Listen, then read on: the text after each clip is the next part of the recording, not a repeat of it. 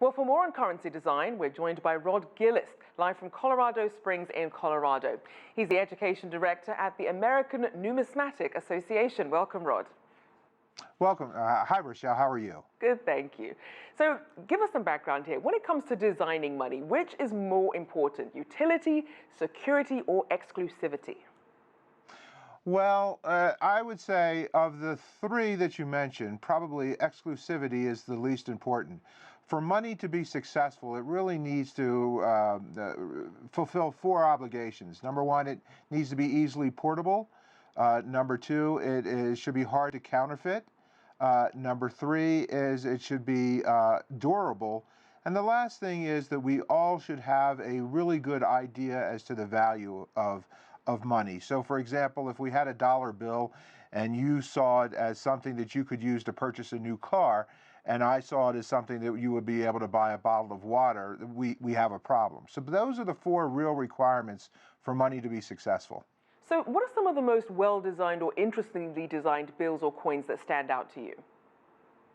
So in the United States, I think it's fair to say that the culture here in the United States, we really don't like change in our money all that much, and so it's done very slowly and it's done very carefully.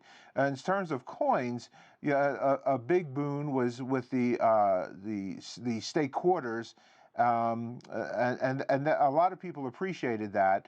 Although I think that a lot of that was due to the fact that people had to use quarters. Quarters are very popular. And so that was the main reason that the state quarters took off and was very interesting designs for people to look at. Now, you mentioned security. So talk about some of the security enhancements that countries have really been implementing to their currency design. Well, I know that a lot of countries now have switched over from the paper money that we're used to over to polymer money. And so polymer money is very interesting because it is hard to counterfeit. Plus, it's also something that lasts for a very long time. It's hard to tear polymer currency. So a lot of countries have moved over into the polymer fold. Here in the United States, we still use basically the same ingredients that we have for a very long time. Our paper is a wool cotton blend. And we use things such as 3D watermarks. We use changes in the color as you tilt the notes. We use watermarks. So these are the ways that I'm aware of. I'm sure the Bureau of Engraving and Printing would be able to talk more about it, but I'm not sure that they want to reveal everything. So these are some of the things that I'm aware of in ways in which we help to prevent counterfeiting to occur. Although, you know, counterfeiting is something that has been around a very long time.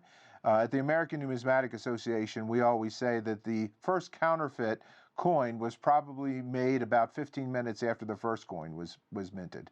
So then, even as these enhancements for security become more high-tech, how long is it taking these counterfeiters to essentially catch up? That's hard to say. I would say that it's a full-time job for the counterfeiters to be able to make successful money, but I will say that at least here in the United States, that the Bureau of Engraving and Printing is really working full-time and doing everything that they can to make it as difficult for counterfeiters to proceed as possible. With coins, I can tell you that the biggest problem with counterfeiting coins is not so much the design, it's getting the exact weight of the coin to be accurate. Now, it's interesting. I mean, a lot of people believe that the notion of paper money started in China. How has the Chinese banknote changed over time? So the first banknote that we like to give credit for was during the Ming Dynasty, somewhere between the 1360s and 1390s, and they called it kite money, and the reason is because it was so light and easily portable. The first note that we're aware of was actually made out of mulberry bark. That's the ingredient that they used to make the money.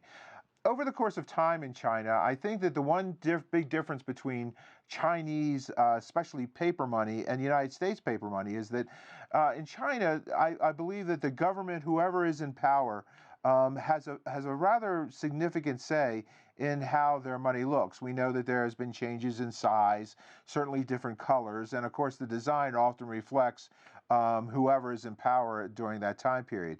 In the United States, the folks who are in power at any one time don't nearly have as much influence as to what appears on our currency as they would in China. Interesting stuff. Thanks so much. Rod Gillis there, Education Director at the American Numismatic Association.